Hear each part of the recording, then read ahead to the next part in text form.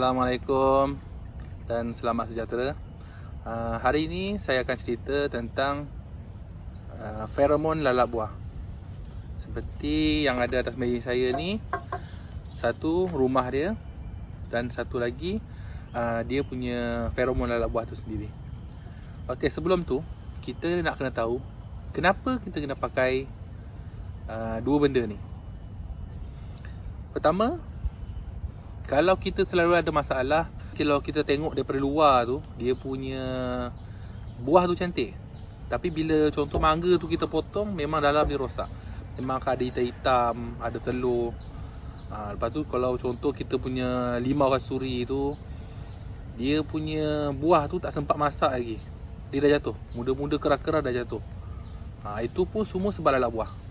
Kita pakai baja macam mana pun racun, kalau lalat buah punya masalah tak selesai, dia memang akan jadi. Kalau macam sayur pun, contoh macam tomato, cili yang paling selalu kena serang lah. Cili tak sempat merah, dia dah jatuh. Contoh cili tu pula, bila kita tengok dia punya cili yang dah rosak tu, dia ada satu bintik tu. Ada bintik tu memang sebab lalat buah lah tu. Tu memang semua antara pokok-pokok yang selalu kena serang dengan lalat buah ni. Sekarang saya nak cerita tentang feromon lalat buah ni. Dia mempunyai kandungan metil eugenol 95%. Yang ini digunakan untuk tarik lalat buah jantan supaya masuk dalam ni. So bila tak ada jantan, so persenyawaan antara jantan betina tak jadi, dan masalah lalat buah tu nak bertelur tu tak ada. Okey. Yang ini juga kita boleh pakai untuk tanaman yang kita nak kawal secara biologi pun boleh. Sekarang ni walaupun dia bahan chemical, tapi dia tak ada efek kat pokok sebab kita gantung dekat luar pokok. So memang untuk pokok-pokok yang kita nak tanam secara organik ni boleh pakai. Sesuai untuk semua jenis tanaman. Yang biasanya yang berbuah lah, yang berdaun biasanya lalat buah memang tak akan datang. Bau ni dia keluarkan bau yang sama seperti lalat buah betina. Jadi dia akan tarik lalat buah yang jantan. Kita manusia, kita tak akan bau. Kalau dekat-dekat memang kita tak akan bau. Tapi kalau dia letak jauh memang kita tak akan bau. Tapi dia punya bau, lalat buah boleh bau. Dan kalau masa kita letak lalat buah ni, kita kena pakai glove.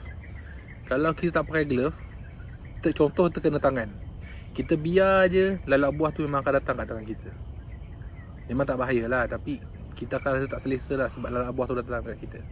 So pastikan jangan lupa pakai glove, okay? Rumah lalat buah ada banyak Ni antara salah satu yang biasa saya pakai sendiri dah. Ada banyak lagi brand, banyak lagi jenama, banyak lagi bentuk orang boleh buat. Buat sendiri pun boleh. Tapi cara yang buat sendiri tu kita akan buat untuk video lain kali. Okay, sekarang saya akan tunjuk macam mana saya nak pasang lalat buah ni. Kita buka dulu. Biasanya kita akan dapat tempat letak lalat buah ni dan satu botol feromon.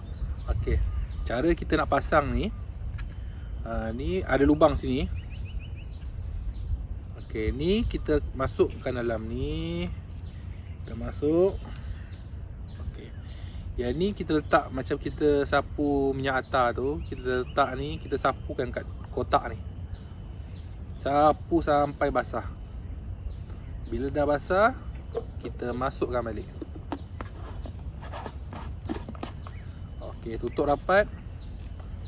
Okey, dah. Itu saja. Sangat mudah. Lepas tu boleh gantung. Cara kita nak gantung pula, kita tak boleh gantung dekat pokok. Kita mesti gantung paling dekat 5 kaki daripada pokok. Dia punya bau boleh pergi dari 30 kaki sampai 300 kaki.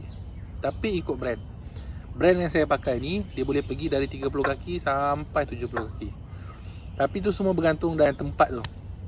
Tempat tu kalau pokok banyak, kalau banyak halangan angin ataupun kawasan yang memang tak ada angin, terlindung dari pokok-pokok besar, memang kita kena buat dekat sikit. Okay, kita pakai 30 kaki pun cukup. Setiap perimeter tu kita boleh kebun kita ke ataupun kawasan kita punya tepi rumah ke apa, tengok berapa luas. antara 30 hingga 70 kaki. Jangan gantung dekat pokok. Masalah kalau banyak orang buat, dia gantung dekat pokok. Bila kita gantung dekat pokok ataupun dekat kawasan, dalam kawasan kita punya kebun tu, kita akan tarik semua lalak buah ni masuk dalam ni separuh pergi dekat pokok-pokok yang kita tanam tu. Itu yang masalah. Dia masalah tak akan selesai. Sebab bukan semua akan masuk. Dia akan, sebab dia dalam satu kawasan yang ada makanan-makanan lain, ada bau-bau lain. So dia akan pergi separuh sini dan separuh ke buah. Lepas tu kalau kita, biasanya kita pakai ni untuk pusingan yang buah yang pertama tu, kalau kita pakai pokok tu dah ada buah, kita baru nak pakai, itu dah kira lambat. Biasanya separuh daripada buah tu dah ada lalak buah dalam tu, telur dia. So kita kena pakai sebelum musim buah tu masuk. Bila musim buah tu dah start, baru kita nak pakai. Itu masalah. Lagi baik sebelum dia berbunga kita dah pakai. Feromon ni untuk setiap 2 hingga 4 minggu kita kena tambah lagi. Sapu balik di tempat kotak yang sama ni, yang bulat ni. Tapi ni ikut kita punya tempat tu lah. Kalau tempat tu panas, tempat tu berangin banyak, biasanya kita kena kerap tambah lah. Tapi biasanya seelok-eloknya 2 hingga 4 minggu. Jangan lebih daripada tu. Memang lebih daripada 4 minggu ulat akan masuk, tapi dia punya ulat yang masuk tu tak banyak. So biasanya paling lambat kita tukar 4 minggu sekali, ataupun sebulan sekali kita tukar. Ni contoh selepas saya 2 hari pakai. Dia banyak masuk ni dalam ni. Okey, sekian saja perkongsian kita kali ini.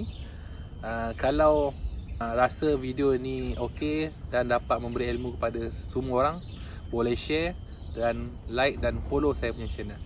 Okey, terima kasih. Assalamualaikum.